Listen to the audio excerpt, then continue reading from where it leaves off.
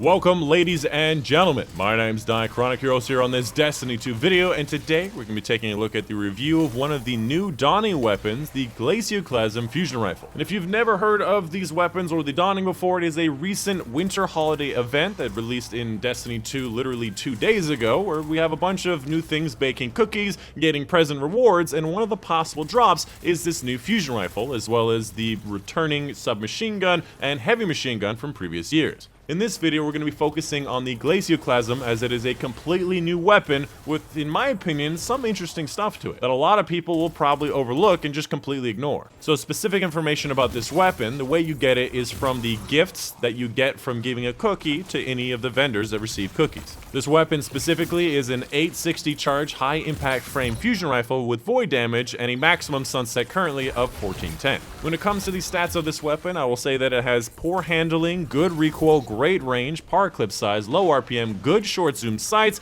poor aim assistance, and good perks. And I'd also like to give a shout out to my buddy Zoomzy for always helping me get PvP gameplay, including the gameplay that you see on screen right now. Check a link to his Twitch in the description down below. And in case you haven't heard already, I actually have a giveaway going on right now of an Astro A10 headset and a Blue Yeti microphone. Again, link in the description down below. And finally, subscribe. I have a lot of Destiny videos that I make every single week, including a lot of spreadsheets and big videos coming very soon, including a full guide to Dawning that I'll have for this weekend. Moving on, let's talk about this weapon in PvE. First up, I wanted to talk about my god roll. Of course, as always, god roll is a very subjective term based on whoever's using it and what they want to use it for. Hopefully I can convince you that my god roll is a very useful tool. When it comes to fusion rifles in general, I like to have it focus in order of utility, damage, stability, range, and handling. For my specific perk options for this weapon, I like small bore or fluted barrel for the range and stability, second column projection fuse or particle repeater, again for the range and stability. For the third column, field prep or surplus, depending on what you need. I personally like field prep as it gives you more total ammo, which is really useful when you have maximum ammo.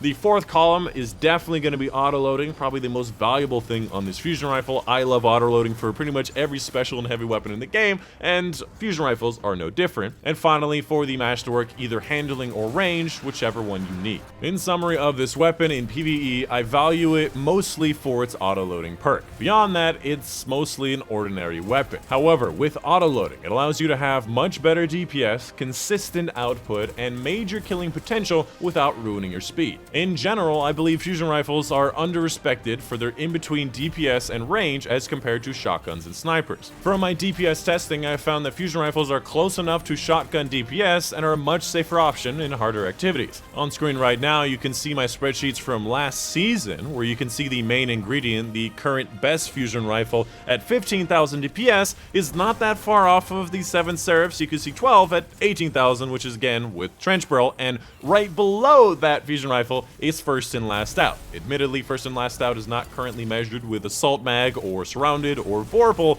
but it is almost the same DPS right off the bat as first and last out, which really goes to show people are underrating fusion rifles. However, the high impact frames, just like the Glacioclasm, do have a lot less DPS. It is still more than that of a lot of other grenade launchers and sniper rifle. It even has better DPS than that of the Mountaintop, which is one of the best weapons we've ever had. So when it comes to the king of fusion rifles, I would still say that title belongs to the main ingredient, as it also can have perks like auto-loading and high impact reserves. However, the main ingredient is a lot less available at the moment, as it cannot be easily farmed from Zavalla anymore, as his loot pool is very diluted by world drops, so the Glacioclasm is a more available option at the moment, and try to get all the rolls that you can now to see if you can get your auto-loading. When it comes to pairing with this weapon in PvE, honestly, anything with longer range than an SMG. My personal favorites are going to be Old Fashioned, True Prophecy, Chattering Bone. Up next, let's talk about this weapon in PvP. First up, let's talk about the God Roll. In the God Roll for PvP, you're going to have a heavy focus on range, trying to get it up to maximum, which I believe you can do with this weapon.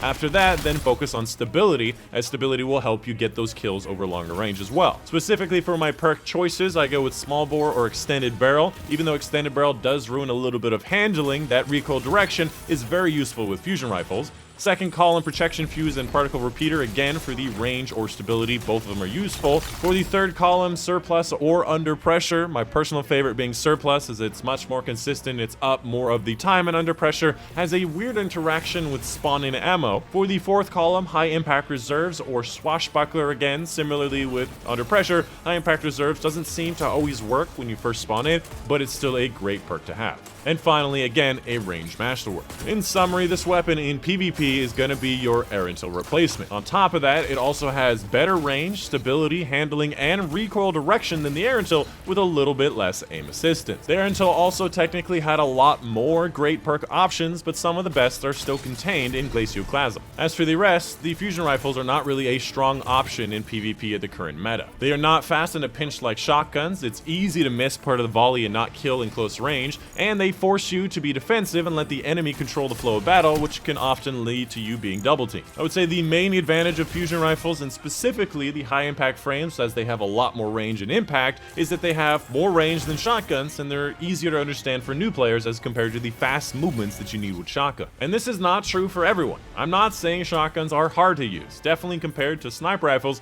they're an easy option, definitely easy to understand. However, oftentimes, more often than not, you'll need very quick, very precise movements with shotguns, whereas fusion rifles, you have the time it takes to charge to correct your aim on the enemy. And as a last note, I still believe shotguns and snipers to be vastly superior to fusion rifles, but I do like their in-between ability and ease of use. And lastly, when it comes to pairing with this weapon in PvP, for the guns, honestly, again, anything with a longer range than an SMG. Ace of Spades, Hawkmoon, Dire Promise, Vigilance Wing, Mida, a lot of different things are doing really well in the meta. When it comes to these subclass synergies, there's not really a lot of them. You want to try to find things with stability and control, like Practice Makes Perfect from the Hunter Sharpshooter, which allows your headshots to give you more stability. And finally, when it comes to the mods, I have not found Charge with Light, High Energy Fire to be really that useful, so try to get some dexterity, targeting, and flinch. All of these are going to be much more useful. And that is going to be pretty much the end of the video. That's the end of the review. Let me know in the comments down below if you have any questions, concerns, something that I may have missed with this weapon. In a TLDR, if you skipped all the way to this section of the video, this weapon is not really that great, especially compared to a lot of other options, but it is currently available, and it does have its uses. But yeah, that's going to be the end of it. I do hope you guys did enjoy. My name's Dychronic, and I'll see you guys on the next one.